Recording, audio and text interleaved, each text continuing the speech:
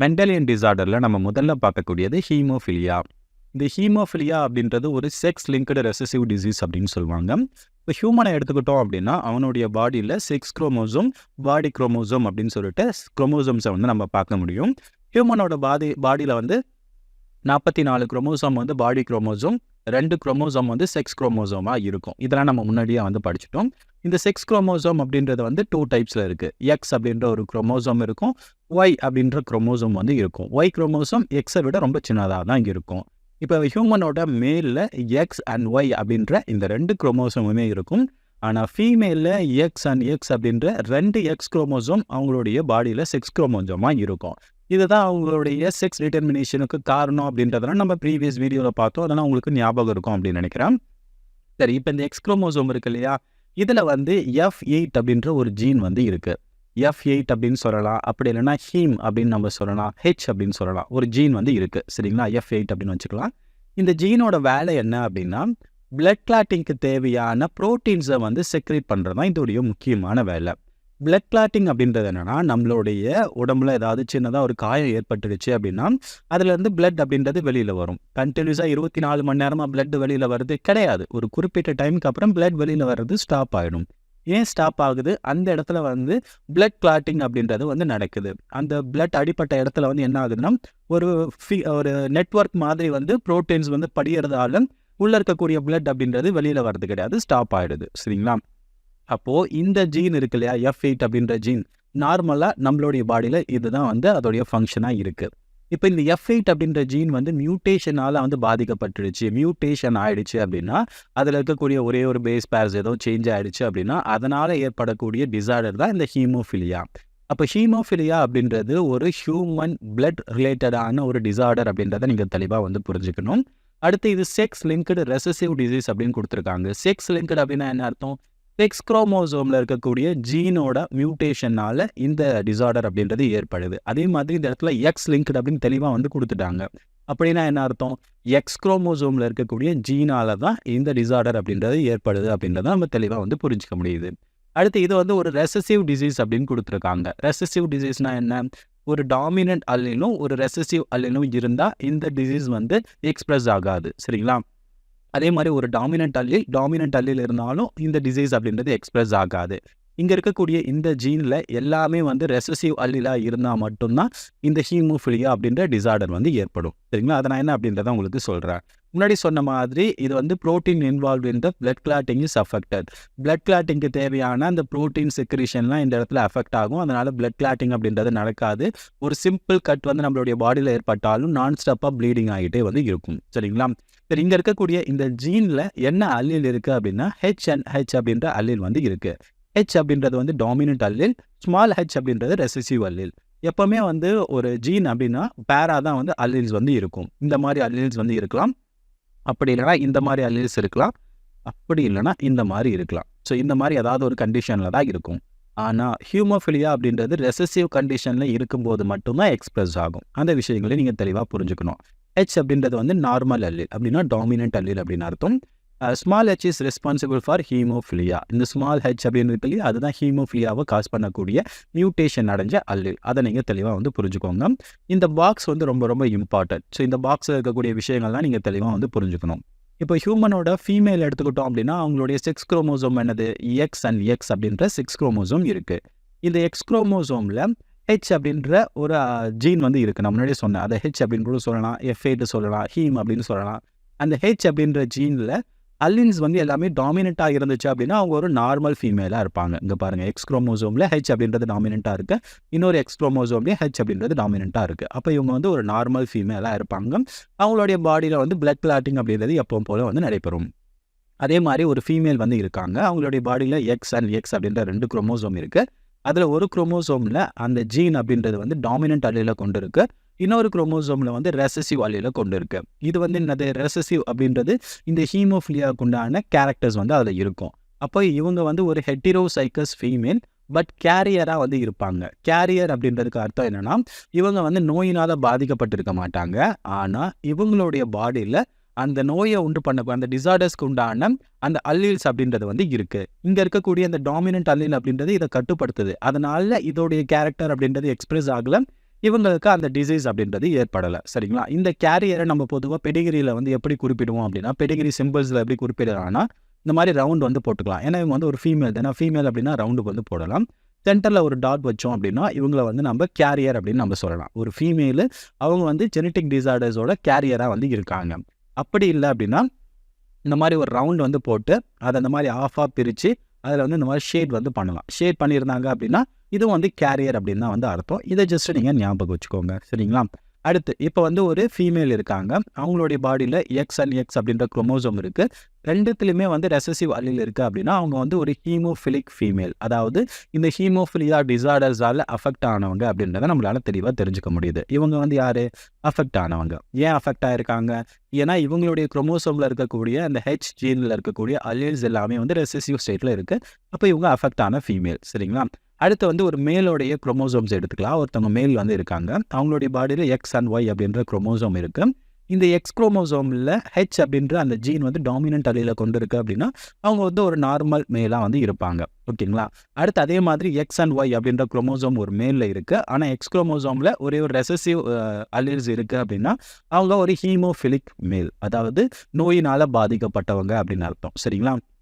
இவங்களும் வந்து ஹீமோஃபிலிக்னால வந்து அஃபெக்ட் ஆனவங்க. மேலே இருக்கவங்களும் வந்து ஹீமோஃபிலிக்னால வந்து அஃபெக்ட் ஆன ஃபீமேல். அப்போ அஃபெக்டட் பர்சனோடைய அந்த ஜீனோ டைப் என்ன அப்படின்றத நீங்கள் தெளிவாக வந்து புரிஞ்சுக்கணும். ஒரு ஃபீமேல் வந்து அஃபெக்டாக இருக்காங்க அப்படின்னா அவங்களுடைய ஜீனோ டைப் அப்படின்றது எக்ஸ்க்கு மேலே வந்து ஸ்மால் ஹெச், இன்னொரு எக்ஸ் மேலே ஸ்மால் ஹெச். இந்த கண்டிஷனில் இருந்தால் மட்டும்தான் அவங்க வந்து அஃபெக்டட் ஃபீமேல். அதே மாதிரி ஒரு அஃபெக்டட் மேல் அப்படின்றவங்க வந்து எக்ஸ் குரோமோசோம் இருக்குது. அதில் வந்து ஒரு ரெசசிவ் அலீல் வந்து இருக்குது. ஒய் குரோமோசோம் இருக்குது. ஒய் குரோமோசோமில் இதுக்கான இந்த கேரக்டருக்கு உண்டான ஜீன்ஸ் வந்து இருக்காது. அதனால் நம்ம எதுவும் குறிப்பிட மாட்டோம்.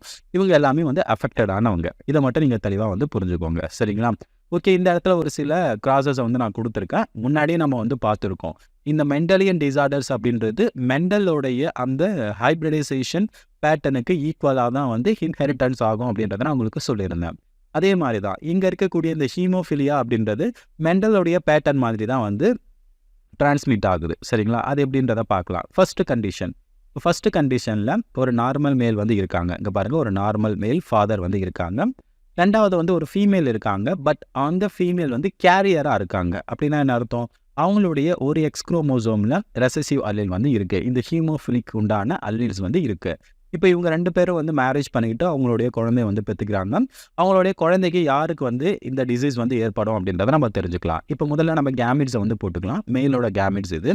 மேலோட கேமிட்டை டிஃப்ரென்ஷியேட் பண்ணுறதுக்காக இந்த மாதிரி வால் மாதிரி வந்து நான் போட்டிருக்கேன். இங்கே இருக்கக்கூடியது எல்லாமே வந்து ஃபீமேல் கேமிட். சரிங்களா?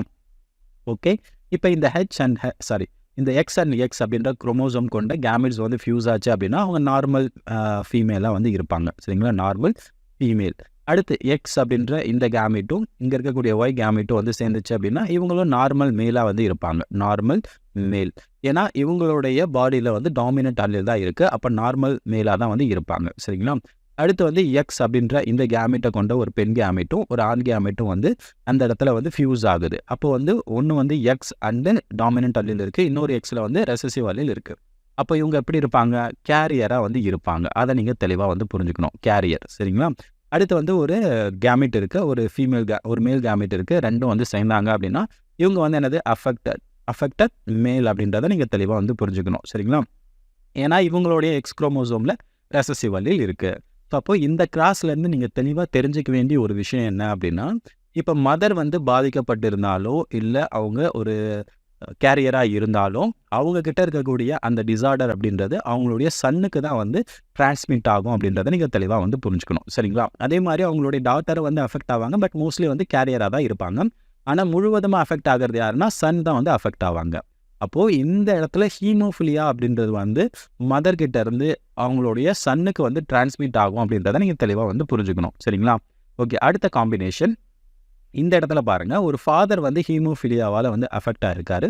ஒரு மதர் வந்து நார்மல், அவங்களுக்கு வந்து எந்த ஒரு ஹீமோஃபிலியா டிசீஸும் வந்து கிடையாது.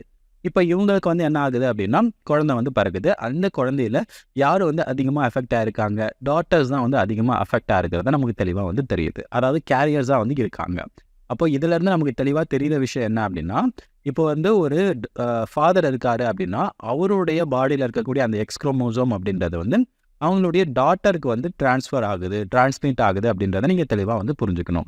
அப்போ இந்த டிசீஸ் இந்த ஹீமோஃபிலியா அப்படின்றது மதர் கிட்ட இருந்து சன்னுக்கும் ஃபாதர் கிட்ட இருந்து டாட்டருக்கும் வந்து டிரான்ஸ்மிட் ஆகுது அப்படின்றத நம்ம தெளிவாக வந்து புரிஞ்சுக்க முடியுது. இதை வந்து நம்ம கிரீஸ் கிராஸ் இன்ஹெரிட்டன்ஸ் அப்படின்னு நம்ம சொல்லலாம். சரிங்களா? அடுத்து 3வது காம்பினேஷன் பாருங்க.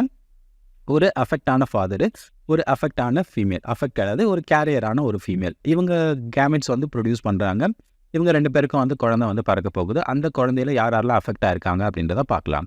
இந்த இடத்துல பாருங்க, இந்த எக்ஸ் அண்டு டாமினன்ட் அலீல கொண்ட கேமெட்டும் இந்த மேல் கேமெட்டும் வந்து சேர்ந்துச்சு அப்படின்னா இவங்க வந்து கேரியராக வந்து இருப்பாங்க. சரிங்களா? அடுத்து வந்து இங்கே இருக்கக்கூடிய கேமெட்டும் இந்த கேமெட்டும் சேர்ந்துச்சுன்னா இவங்க வந்து நார்மல் மேலாக வந்து இருப்பாங்க. இவங்களுக்கு எந்த ஒரு பிரச்சனையும் வந்து கிடையாது. அடுத்து வந்து இங்கே இருக்கக்கூடிய கேமெட் இந்த மேல் கேமெட் வந்து சேர்ந்துச்சு அப்படின்னா இவங்க வந்து அஃபெக்டடான ஃபீமேல். ஓகேங்களா? அஃபெக்டடான ஃபீமேல். அடுத்து இங்கே இருக்கக்கூடிய இந்த கேமெட்டும் இந்த மேல் கேமெட்டும் வந்து சேர்ந்துச்சு அப்படின்னா இவங்க வந்து அஃபெக்டட் மேல் அப்படின்றத நம்ம தெளிவாக வந்து புரிஞ்சுக்க முடியுது. அப்போ 2 பேருமே வந்து அஃபெக்ட் ஆகிருந்தாலும் இல்லை கேரியராக இருந்தாலும் அந்த இடத்துல வந்து ஃபீமேலும் வந்து பாதிக்கப்படுறாங்க, மேலும் வந்து பாதிக்கப்படுறாங்க அப்படின்றத இங்கே தெளிவாக புரிஞ்சுக்கணும். நான் இதிலேருந்து உங்களுக்கு என்ன சொல்ல வரேன் அப்படின்னா, பொதுவாக இந்த ஹீமோஃபிலியா அதாவது இந்த எக்ஸ் லிங்க்டு ஓகேங்களா, 6 குரோமோசோமில் எக்ஸ் குரோமோசோம் இருக்குல்ல, அதில் ஒரு டிசீஸ் வந்து மியூட்டேஷன் அடைஞ்சிச்சு, அதனால் ஒரு நோய் வந்து ஏற்படுது, ஒரு டிசார்டர் வந்து ஏற்படுது அப்படின்னா, அதுலேயும் குறிப்பாக வந்து ரெசசிவ் டிசீஸாக இருந்துச்சு அப்படின்னா அது எப்போவுமே வந்து மதர் கிட்ட இருந்து சன்னுக்கு வந்து டிரான்ஸ்மிட் ஆகும், ஃபாதர் கிட்ட இருந்து டாட்டருக்கு வந்து டிரான்ஸ்மிட் ஆகும். இதை மட்டும் நீங்கள் தெளிவாக வந்து புரிஞ்சுக்கோங்க. இந்த இன்ட் மாதிரி கிரிஸ் கிராஸ் இன்ஹெரிட்டன்ஸ் அப்படின்னு நம்ம சொல்லலாம். இந்த பேட்டர்னில் தான் வந்து டிரான்ஸ்மிட் ஆகும். சரிங்களா? ஓகே, இந்த ஹீமோஃபிலியாவை பற்றி ஒரு சில பேசிக்கான இன்ஃபர்மேஷன் நம்ம தெரிஞ்சுக்கலாம். முன்னாடியே சொன்ன ஒரு விஷயம் தான், இந்த ஹீமோஃபிலியாவில் ஒரு பர்சன் வந்து பாதிக்கப்பட்டாங்க அப்படின்னா heavy loss of blood even from minute injury. ஒரு சின்ன ஒரு காயம் ஏற்பட்டாலும் அதில் வந்து அதிகப்படியான பிளட் லாஸ் வந்து ஏற்படும். ஏன்னா அவங்களுடைய பாடியில் வந்து கிளாட்டிங் ஃபேக்டர்ஸ் எல்லாமே மிஸ் ஆகிருக்கும். அதாவது கிளாட்டிங்க்கு உண்டான ஒரு சில ப்ரோட்டீன்ஸ் வந்து மிஸ் ஆகிருக்கும். அந்த ப்ரோட்டீனுக்கு யார் காரணம்? ஜீன் தான் வந்து காரணம். அப்போ ஜீன் வந்து மியூட்டேஷன் ஆகிடுச்சு அப்படின்னா அவங்களுடைய பாடியில் அந்த ப்ரோட்டீனுக்கு உண்டான அந்த ப்ரோட்டீன்லாம் வந்து செக்ரேட் ஆகாது. அப்போ அவங்க ஹீமோஃபிலியாவால் வந்து பாதிக்கப்படுவாங்க. சரிங்களா? இந்த ஹீமோஃபிலியாவிலே நிறைய டைப் வந்து இருக்குது. Hemophilia A, hemophilia B and hemophilia C அப்படின்னு சொல்லிட்டு டிஃப்ரெண்ட் டைப் இருக்குது. இந்த ஹீமோஃபிலியா ஏ அப்படின்றவங்க வந்து ஃபேக்டர் 8 டெஃபிஷியன்சியால் வந்து பாதிக்கப்பட்டிருப்பாங்க. ஃபேக்டர் 8 டெஃபிஷியன்சி அப்படின்றது இது ஒரு ப்ரோட்டீன். இந்த ப்ரோட்டீன் டெஃபிஷியன்சியால் வந்து பாதிக்கப்படுறவங்க ஹீமோஃபிலியா ஏ. ஹீமோஃபிலியா பி அப்படின்றவங்க ஃபேக்டர் 9 டெஃபிஷியன்சியால் பாதிக்கப்படுறவங்க. ஹீமோஃபிலியா சி அப்படின்றவங்க ஃபேக்டர் 11 டெஃபிஷியன்சியால் வந்து பாதிக்கப்படுறவங்க. ஏன்னா பிளட் கிளாட்டிங்க்கு வந்து நிறைய ஃபேக்டர்ஸ் வந்து தேவைப்படும், நிறைய ப்ரோட்டீன்ஸ் வந்து தேவைப்படும். ஸோ அதில் வந்து ஒவ்வொரு டைப் ஆஃப் ப்ரோட்டீன் வந்து குறைஞ்சிச்சு அப்படின்னா அதுக்கு வந்து என்ன மாதிரியான நேம் அப்படின்றத கொடுத்துருக்காங்க. ஹீமோஃபிலியா ஏ அப்படின்றது 8 டெஃபிஷியன்சி, ஹீமோஃபிலியா பி அப்படின்றது 9 டெஃபிஷியன்சி, ஹீமோஃபிலியா சி அப்படின்றது 11 டெஃபிஷியன்சி. சரிங்களா? இப்போ நார்மலாக வந்து ஒரு பிளட் வெசல் இருக்குது, அந்த இடத்துல டேமேஜ் ஆகிடுச்சு அப்படின்னா இங்கே பாருங்கள் நிறைய ப்ரோட்டீன்ஸ் வந்து அந்த இடத்துல வந்து ஒரு நெட்வொர்க் மாதிரி வந்து ஃபார்ம் பண்ணி அதுலேருந்து பிளட் வெளியில் வர விடாது. சரிங்களா? ஆனால் ஹீமோஃபிலியாவால் பாதிக்கப்பட்டாங்க அப்படின்னா அந்த இடத்துல ப்ரோட்டீன்ஸ் அப்படின்றது ஒரு ஃபைபர் மாதிரி வந்து ஃபார்ம் ஆகுது, ஒரு நெட் மாதிரி வந்து ஃபார்ம் ஆகலை. அதனால அதிகப்படியான பிளட் அப்படின்றது இந்த இடத்துல வந்து லாஸ் ஆகும். சரிங்களா? இதை நீங்கள் தெளிவாக வந்து புரிஞ்சுக்கோங்க. ஹீமோஃபிலியா அப்படின்றது ஒரு பிளட் ரிலேட்டடான ஒரு டிசார்டர். சரிங்களா? அடுத்து ஒரு முக்கியமான விஷயம், in female haemophilia is very rare. ஃபீமேலை பொறுத்த வரைக்கும் அவங்களுக்கு ஹீமோஃபிலியா அப்படின்றது ரொம்ப ரொம்ப குறைவாக தான் வந்து வரும். எப்போ வந்து ஒரு ஃபீமேல் வந்து ஹீமோஃபிலியாவால் பாதிக்கப்படுவாங்க அப்படின்னா only when mother is at least carrier and father is hemophilic. இப்போ வந்து ஒரு மதர் வந்து இருக்காங்க. சரிங்களா? இப்போ வந்து இவங்க ஒரு மதர், இவங்க வந்து என்னவா இருக்காங்க? கேரியராக இருக்காங்க. இவங்களுடைய ஃபாதர் வந்து இருக்காங்க. அந்த ஃபாதர் வந்து எப்படி இருக்காங்க? இன்ஃபெக்டடாக இருக்காங்க. சரிங்களா? இந்த மாதிரி வந்து ஒரு கேரியர் மதர், ஒரு இன்ஃபெக்டட் ஃபாதர் 2 பேரும் வந்து சேர்ந்து ஒரு குழந்தைய வந்து பெற்றுக்கும் போது தான் அவங்களுடைய அந்த ஃபீமேல் குழந்தை இருந்துச்சு அப்படின்னா அது வந்து அஃபெக்ட் ஆகிருக்கும். அதை தான் இங்கே கொடுத்துருக்காங்க. இன் female haemophilia is very very rare. ஓகேங்களா? கேர்ள்ஸை பொறுத்த வரைக்கும் இந்த ஹீமோஃபிலியா அப்படின்றது அவங்களுக்கு அவ்வளோ சீக்கிரமாக வந்து அஃபெக்ட் ஆகாது. எப்போ வந்து ஃபீமேல்ஸ் வந்து பாதிக்கப்படுறாங்க, அவங்களுடைய மதர் வந்து கேரியராக இருக்கும்போதும் அவங்களுடைய ஃபாதர் வந்து அஃபெக்ட் ஆகிருக்கும் போது மட்டும்தான் அந்த ஃபீமேல் அவங்களுடைய டாட்டருக்கு வந்து ஹீமோஃபிலியா அப்படின்றது வருது. இந்த இடத்துல குயின் விக்டோரியா இருக்காங்க இல்லையா, அவங்களுடைய அந்த ஹீமோஃபிலியா வந்து ஒரு பெடிகிரி சார்ட் வந்து கொடுத்துருக்காங்க.